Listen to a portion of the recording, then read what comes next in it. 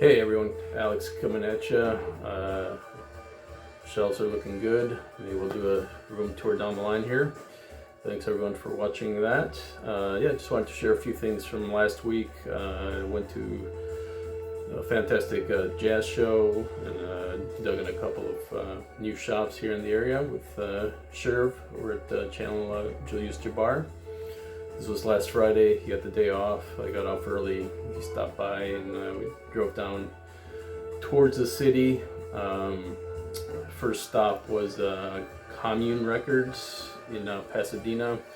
New store, been open a few weeks. Pretty nice store. Maybe I'll leave some footage at the end of the video from that shop. This is what I picked up there. Sonic Youth, Goodbye 20th Century. I forget, from like 97, 98, something like that. And what this is compositions from these fantastic composers: John Cage,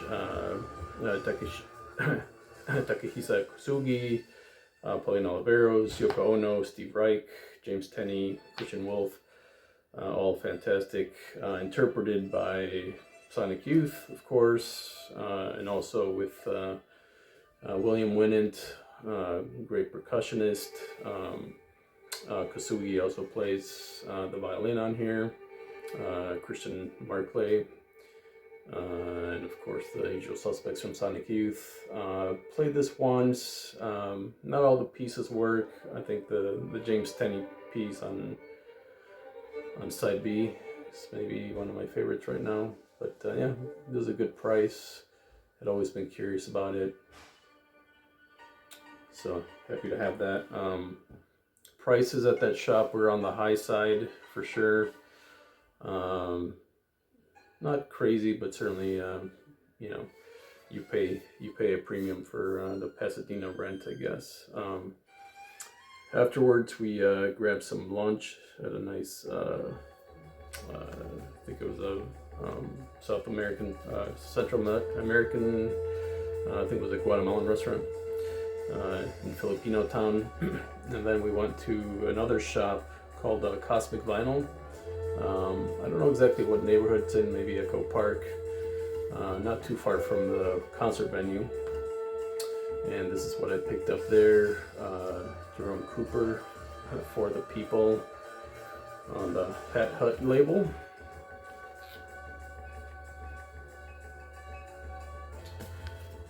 So yeah, really nice duos with Oliver Lake here, of course. Jerome Cooper, fantastic percussionist here playing drums.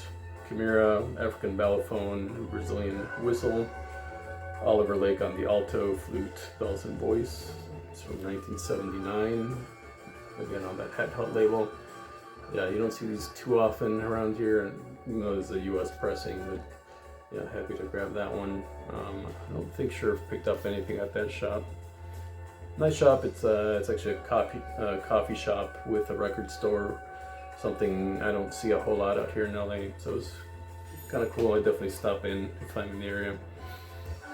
And then the main event. So shout out to Nicole Cachera. She is often in the peanut gallery during my streams, jazz bum streams and so on. And she's got a fantastic Instagram account. I'll leave a link to her Instagram too, where she shares all of her concert experiences and what she's listening to. She, buys a ton of CDs and records, and jazz in particular. Anyway, a few weeks back, she had alerted me to a concert that was taking place here in LA. This is the New Heart Trio, led by William Parker, with William Hooker on the drums and Isaiah Collier on saxophone. So this is the little flyer. I had William Hooker sign it for me. So they did 2 sets basically that night. This is last Friday night, and they're going to be there, or they were there also the following Saturday. And so basically, as it says on here, it's kind of hard to read, but the name of the show is called the closing celebration of Milford Graves' Fundamental Frequency, presented by the ICALA in Black Edition. So this series of concerts was basically a culmination of the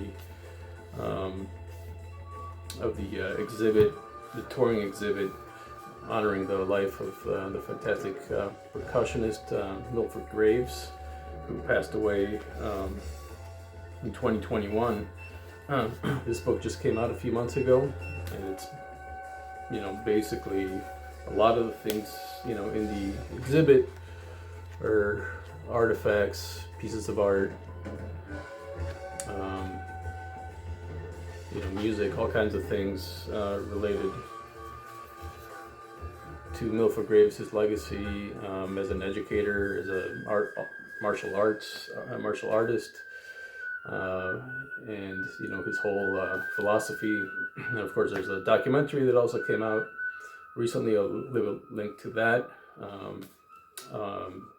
What's it called? Full Mantis, that came out.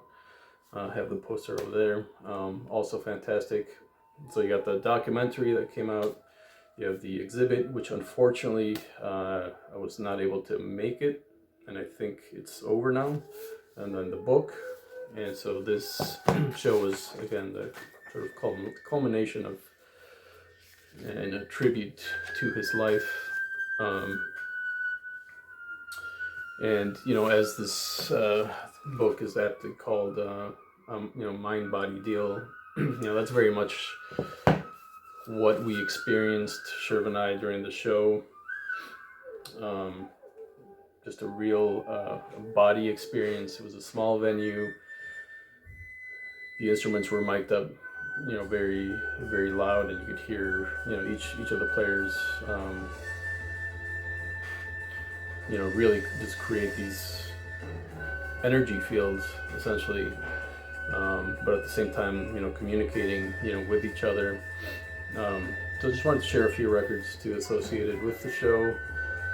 So this is William Hooker's debut album, I think from 1970 or 71. This was self-released. And yeah, if you don't know this album, this was reissued on Superior Viaduct a few years back as well. It should be widely available still. So, he's an East Coast guy, and this one features David Murray, David S. Ware, Asa Dawkins, and Les Goodson. Not so familiar with, but yeah, this is very. You really get an idea of the his power and his ability to emote basically through his drum kits, through percussion. That was very much on display during the show. This is something. William Hooker, after that particular record, he didn't record a whole lot, but he's very active, in New York, very exploratory and willing to play with just about anyone, in the New York scene of the avant-garde free scene, even with guys like Thurston Moore at the Knitting Factory. So this is actually one of those artifacts from that period. This is from 1992. This came out on Ecstatic Peace label. There he is, a little bit older.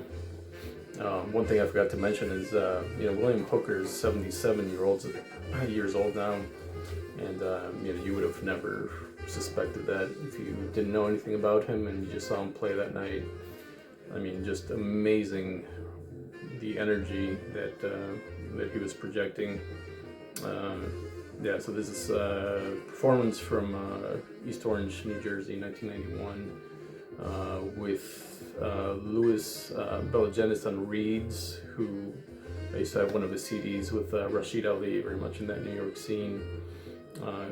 Guitarist, a bass player, not real familiar, but yeah, this one should be cheap and worth checking out from Mr. Hooker. Talk a little bit about William Parker. Again, he's also in his 70s now. I think he's 71, 72. This is what's been playing right now. Jerome Cooper Quintet, and featuring William Parker on bass here. This one is from 1988, so another kind of later period, but fantastic. Yeah, one of the highlights of the show was William Parker. You know, and not only his bass lines, which were absolutely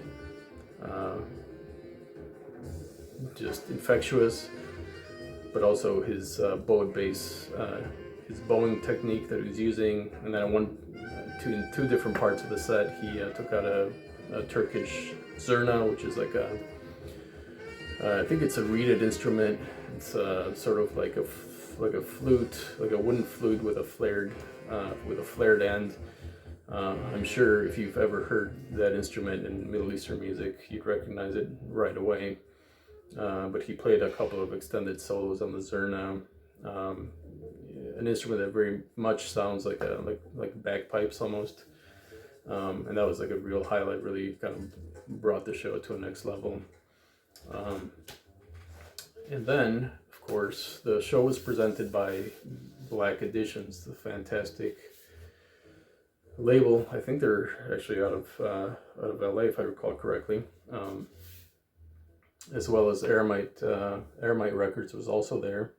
Both of them had merch outside of the actual concert venue in the bar. They had tons of records associated with both Milford Graves. So this is the archival release that just came out. Milford Graves with Arthur Doyle and Hugh Glover, Children of the Forest, named after I think the Aboriginal native people. There's some sort of like documentary sort of noises, recordings that are like part of one of the ends, one of the records here. Anyway, fantastic trio set here. Incredible gatefold here. So I got this at the show. I think Sherv bought this also at the show. I know Sherv got a couple of William Hooker records as well.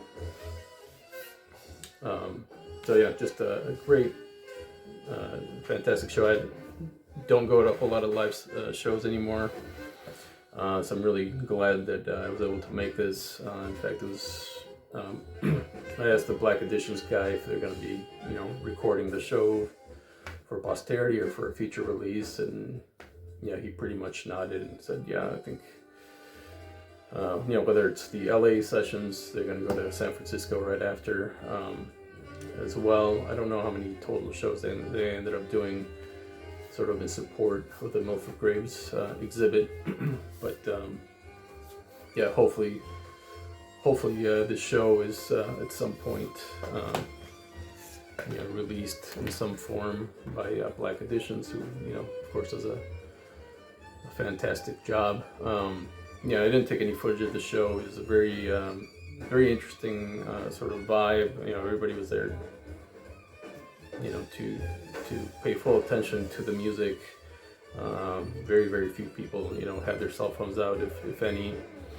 And like I said, yeah, cameras and the mics were running, and you certainly felt like you were watching something very special, which indeed it was. And I guess I'll finish with this one, a little VCLT. Every time I see Sherv, we exchange some records. He was kind enough to gift me this one from his recent London trip. If you watched his video on that, you might recognize this. I think this was one of two records in this series of Japanese music. It's a Zen music series. Have not had a chance to listen to this, but on this Victor label. Anyway, that's about it. Maybe I'll leave a little footage about the on the record store. Commune Records in Pasadena. Very nice shop, very well curated. You know, a little bit on the pricey side, but definitely worth a stop if you're in the area. All right, hope everybody's well. Take care.